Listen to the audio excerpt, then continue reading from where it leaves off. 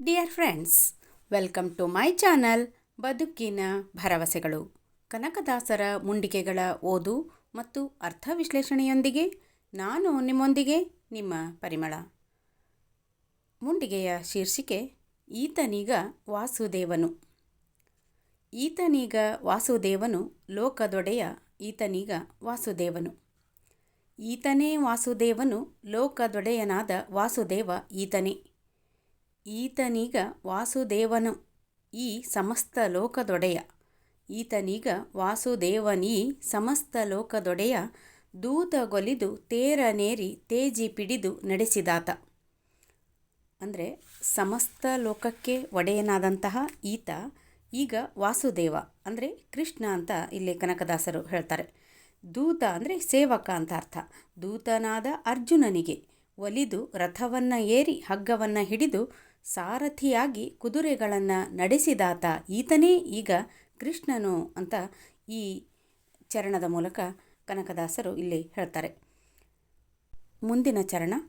ಧನುಜಯಾಳ್ದ ನಣ್ಣಯ್ಯನ ಪಿತನ ಮುಂದೆ ಕೌರವೇಂದ್ರ ನನುಜಯಾಳಿದವನ ಶಿರವ ಕತ್ತರಿಸುತ್ತ ತನ್ನ ಅನುಜಯಾಳಿದವನ ಬೆಂಕಿ ಮುಟ್ಟದಂತೆ ಕಾಯ್ದ ರುಕ್ಕ ನನುಜಯಾಳಿದವನ ಮೂರ್ತಿಯನ್ನು ನೋಡಿರೋ. ಅಂದರೆ ಧನುಜೆ ಅಂದರೆ ರಾಕ್ಷಸಿ. ಆ ಧನುಜೆಯಾದಂತಹ ರಾಕ್ಷಸಿಯಾದಂತಹ ಹಿಡಂಬಿಯನ್ನು ಆಳಿದವ ಭೀಮ. ಭೀಮನ ಅಣ್ಣ ಧರ್ಮರಾಯ. ಧರ್ಮರಾಯನ ತಂದೆ ಯಮಧರ್ಮ. ಯಮಧರ್ಮನ ತಂದೆ ಸೂರ್ಯ. ಸೂರ್ಯನ ಮುಂದೆ ಕೌರವೇಂದ್ರನಾದ ದುರ್ಯೋಧನನ ತಂಗಿ ದುಶ್ಶಲೆಯ ಗಂಡನಾದಂತಹ ಜಯದ್ರಥನ ಶಿರವನ್ನು ಕತ್ತರಿಸಿ, ನನುಜೆಯಾಳಿದವನ ಶಿರವ ಕತ್ತರಿಸುತ್ತ ಅಂದರೆ ಇಲ್ಲಿ ಜಯದ್ರಥನ ಶಿರವನ್ನು ಕತ್ತರಿಸಿ ತನ್ನ ತಂಗಿ, ತನ್ನ ಅಂದರೆ ಇಲ್ಲಿ ಕೃಷ್ಣ ಅಂತ ಅರ್ಥ, ತನ್ನ ತಂಗಿಯಾದ ಸುಭದ್ರೆಯ ಪತಿ ಆದಂತಹ ಅರ್ಜುನನನ್ನು ಬೆಂಕಿ ಮುಟ್ಟದಂತೆ ಕಾಯ್ದವ, ರುಕ್ಮಾಂಗದನ ತಂಗಿಯಾದ ರುಕ್ಮಿಣಿಯನ್ನು ಆಳಿದವನಾದಂತಹ ಶ್ರೀಕೃಷ್ಣ ಈತನೇ ನೋಡಿರೋ ಅಂತ ಕನಕದಾಸರು ಬಹಳ ಮಾರ್ಮಿಕವಾಗಿ ಇಲ್ಲಿ ಹೇಳ್ತಾ ಹೋಗ್ತಾರೆ. ಮುಂದಿನ ಚರಣ. ನರನ ಸುತನ ಅರಣ್ಯದಲ್ಲಿ ಗಿರಿಯೊಳ್ನಿಂತು ತನ್ನ ರೋಷದಿ ಶರಗಳನ್ನು ತೀಡು ತಿಪ್ಪನ ಯೋಚಿಸಿ ಭರದಲವನ ಕರೆದು ಕುರುಹು ತೋರಿ ಪತ್ರವನ್ನು ಹಾರಿಸಿದವನ ಶಿರವನ್ನು ಛೇದಿಸಿದ ದೇವ ಕಾಣಿರೋ. ಅಂದರೆ ಅರ್ಜುನನ ಮಗನಾದ ಅಭಿಮನ್ಯು ಅರಣ್ಯ ಗಿರಿಗಳಲ್ಲಿ ನಿಂತು ಕೌರವರ ಮೇಲೆ ಸೇಡನ್ನು ತೀರಿಸಿಕೊಳ್ಳೋದಕ್ಕಾಗಿ ರೋಷದಿಂದ ತನ್ನ ಶರಗಳನ್ನು ಅಂದರೆ ಬಾಣಗಳನ್ನು ತೀಡ್ತಾ ಇದ್ದ. ಅವನಿಗಾಗಿ ಕುರುಕ್ಷೇತ್ರ ಮಹಾಸಂಗ್ರಾಮದಲ್ಲಿ ಯೋಚಿಸಿ ಚಕ್ರವ್ಯೂಹ ರಚಿಸಿ ಭರದಲ್ಲಿ ಅವನು ಚಕ್ರವ್ಯೂಹವನ್ನು ಹೋಗುವಂತೆ ಮಾಡಿ ಕಲಿತನದಿಂದ ಏಕಾಂಗಿಯಾಗಿ ಹೋರಾಡುತ್ತಿದ್ದಾಗ ಅವನ ಅಭೇದ್ಯ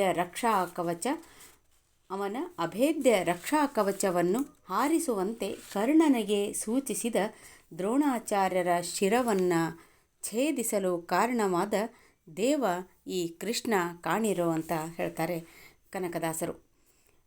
ಮುಂದಿನ ಚರಣ.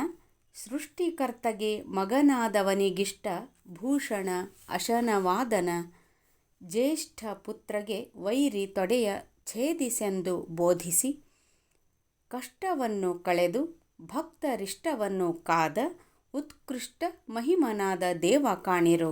ಅಂದರೆ ಸೃಷ್ಟಿಕರ್ತನಾದವ ಬ್ರಹ್ಮ, ಬ್ರಹ್ಮನಿಗೆ ಮಗನಾದವನು ಶಿವ, ಶಿವನಿಗೆ ಆಭರಣವಾದದ್ದು ಹಾವು, ಹಾವಿಗೆ ಆಹಾರವಾದದ್ದು ವಾಯು, ವಾಯುವಿನ ಹಿರಿಯ ಮಗ ಭೀಮ, ಭೀಮನಿಗೆ ವೈರಿಯಾದವನು ದುರ್ಯೋಧನ, ದುರ್ಯೋಧನನ ತೊಡೆಯನ್ನು ಮುರಿಯುವಂತೆ ಬೋಧಿಸಿದ ಉತ್ಕೃಷ್ಟ ಮಹಿಮಾವಂತ ದೇವನೀತ ಕಾಣಿರೋ ಅಂತ ಕನಕದಾಸರು ಮಹಾಭಾರತದ ಪ್ರತಿಯೊಂದು ಪಾತ್ರದ ವಿಶೇಷತೆಗಳನ್ನು ಹೇಳ್ತಾ ಅದಕ್ಕೆಲ್ಲ ಕಾರಣೀಭೂತನಾದವನು ಕೃಷ್ಣ ಅಂತ ಇಲ್ಲಿ ಬಹಳ ಮಾರ್ಮಿಕವಾಗಿ ಮತ್ತು ವಿಭಿನ್ನ ಶೈಲಿಯಲ್ಲಿ ಮುಂಡಿಗೆಯ ಮುಖಾಂತರ ನಮಗೆ ತಿಳಿಸ್ತಾ ಹೋಗ್ತಾರೆ. ಮುಂದಿನ ಚರಣ. ಕ್ರೂರವಾದ ಫಣಿಪ ಬಾಣವನ್ನು ತರಣಿಜ ನೆಚ್ಚಾಗ ವೀರನರನತ್ತ ಬಪ್ಪುದನ್ನು ಈಕ್ಷಿಸಿ ಧಾರಿಣಿಯ ಪದದೊಳೌಕಿ ಚರಣ ಭಜಕ ನರನ ಕಾಯ್ದ ಭಾರಕರ್ತನಾದ ದೇವನೀತ ಕಾಣಿರೋ. ಮತ್ತೆ ಇಲ್ಲಿ ಕೃಷ್ಣನನ್ನು ವರ್ಣಿಸ್ತಾ ಇರುವಂತಹ ಕನಕದಾಸರು ಹೇಳ್ತಾರೆ, ಕುರುಕ್ಷೇತ್ರ ಯುದ್ಧಭೂಮಿಯಲ್ಲಿ ಸೂರ್ಯಪುತ್ರನಾದ ಕರ್ಣನು ಕ್ರೂರವಾದ ಸರ್ಪಾಸ್ತ್ರವನ್ನು ವೀರನಾದ ಅರ್ಜುನನ ಮೇಲೆ ಪ್ರಯೋಗಿಸಲು ಅದನ್ನು ಕಂಡ ಕೃಷ್ಣನು ಭೂಮಿಯನ್ನು ತನ್ನ ಪಾದದಿಂದ ಒತ್ತಿ ಚರಣಭಜಕನಾದ ಅರ್ಜುನನನ್ನು ಕಾಪಾಡಿದಂತಹ ಮಹಾಭಾರತದ ಕರ್ತನಾದ ವಾಸುದೇವ ಈತನೇ ನೋಡಿರೋ ಅಂತ ಹೇಳ್ತಾರೆ. ಮುಂದಿನ ಚರಣ. ವ್ಯೋಮಕೇಶ ನಿಪ್ಪ ದೆಸೆಯ ಸರ್ವ ಜಗಕ್ಕೆ ತೋರುತ ಸಾಮಜವನೇರಿ ಬಹನ ಶಕ್ತಿಯ ನೀಕ್ಷಿಸಿ ಪ್ರೇಮದಿಂದ ಉರವನೊಡ್ಡಿ ಡಿಂಗರಿಗನ ಕಾಯ್ದ ಸಾರ್ವಭೌಮ ಬಾಡದಾದಿಕೇಶವನ್ನು ನೋಡಿರೋ. ಅಂದರೆ ವ್ಯೋಮಕೇಶನಾದ ಶಿವನ ದಿಕ್ಕಿನಿಂದ ಅಂದರೆ ಈಶಾನ್ಯ ದಿಕ್ಕಿನಿಂದ ಸುಪ್ರೀತವೆಂಬ ಮಹಾಗಜವನ್ನು ಏರಿ ಬರ್ತಾ ಇದ್ದಂತಹ ಭಗದತ್ತನು ರಣರಂಗದಲ್ಲಿ ಎಲ್ಲರೂ ನೋಡುವಂತೆ ವೈಷ್ಣವಾಸ್ತ್ರವನ್ನು ಪ್ರಯೋಗಿಸಲು ಅದನ್ನು ನೋಡಿದ ಕೃಷ್ಣನು ಅದಕ್ಕೆ ತನ್ನ ಎದೆಯನೊಡ್ಡಿ ಭಕ್ತನಾದ ಅರ್ಜುನನನ್ನು ಕಾಪಾಡಿದಂತಹ ಸಾರ್ವಭೌಮನಾದ ಬಾಡದ ಆದಿಕೇಶವನನ್ನು ನೋಡಿರೋ ಅಂತ ಕನಕದಾಸರು ಶ್ರೀಕೃಷ್ಣನನ್ನು ಬಾಡದ ಆದಿಕೇಶವ ಅಂತ ಇಲ್ಲಿ ಕೊನೆಯಲ್ಲಿ ಹೇಳ್ತಾರೆ.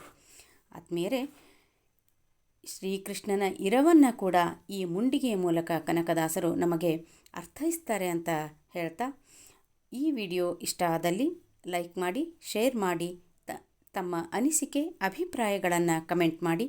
ಇಂತಹ ಇನ್ನೂ ಅನೇಕ ಮುಂಡಿಗೆಗಳ ವಿಶ್ಲೇಷಣೆಗಾಗಿ ನನ್ನ ಚಾನಲ್ನ ಮರೆಯದೆ ಸಬ್ಸ್ಕ್ರೈಬ್ ಮಾಡಿ ಅಂತ ಹೇಳ್ತಾ ಮುಂದಿನ ವಿಡಿಯೋದಲ್ಲಿ ಭೇಟಿಯಾಗೋಣ. ಧನ್ಯವಾದಗಳು.